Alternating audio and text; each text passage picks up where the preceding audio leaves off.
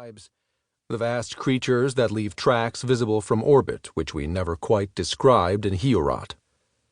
I don't remember who invented the Avalon carnivore bees, the ones who eat grendels and use their speed to move like little bullets. I do remember fighting to persuade my collaborators that our character Aaron could shoot a man who knew too much, if he pretended to be shooting at the grendel who was trying to rescue him. We had to put a character on stage to knock the gun out of his hands. The book was published as Beowulf's Children in the United States, and as The Dragons of Heorot in Britain. On our hikes, we argued about the fate of the citizens of Avalon. We were pretty much agreed that civilization there was doomed. The Grendel War had done too much damage.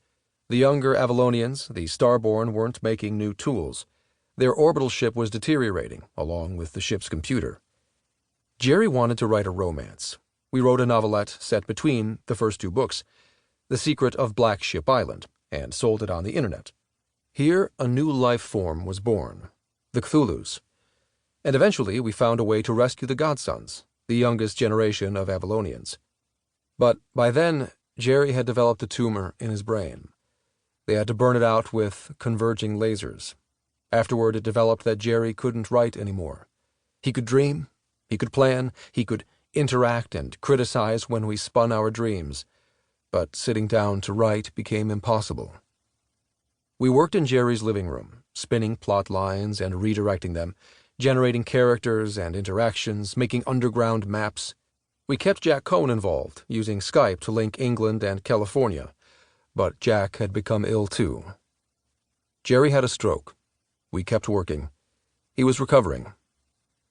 He died in his sleep in September 2017, a few days after attending DragonCon in Atlanta, Georgia.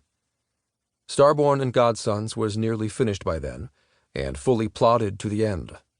Stephen and I wrapped it up over a few months. It's Jerry Pournelle's last novel.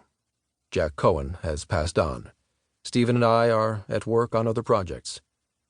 Based on today's physics, with no outrageous new discoveries, we believe the Heorot series is a fully reasonable approach to the settling of other planets. We'd love to live long enough to see it happen. Larry Niven, August 15th, 2019. My Experience in the Land of Giants, by Stephen Barnes.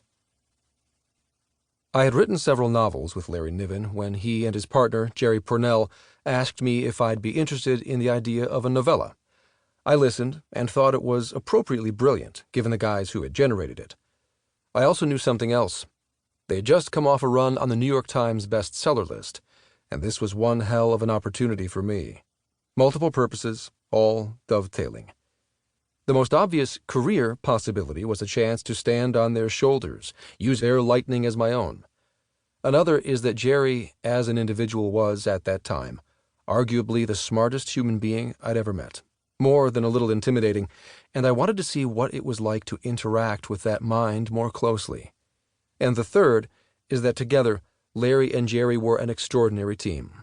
I was dying to know what it was like to interact with the two of them at the same time, so I dreamed and figured and came up with a reasonable way that a short idea could turn into a full novel, pitched it, and the game was afoot.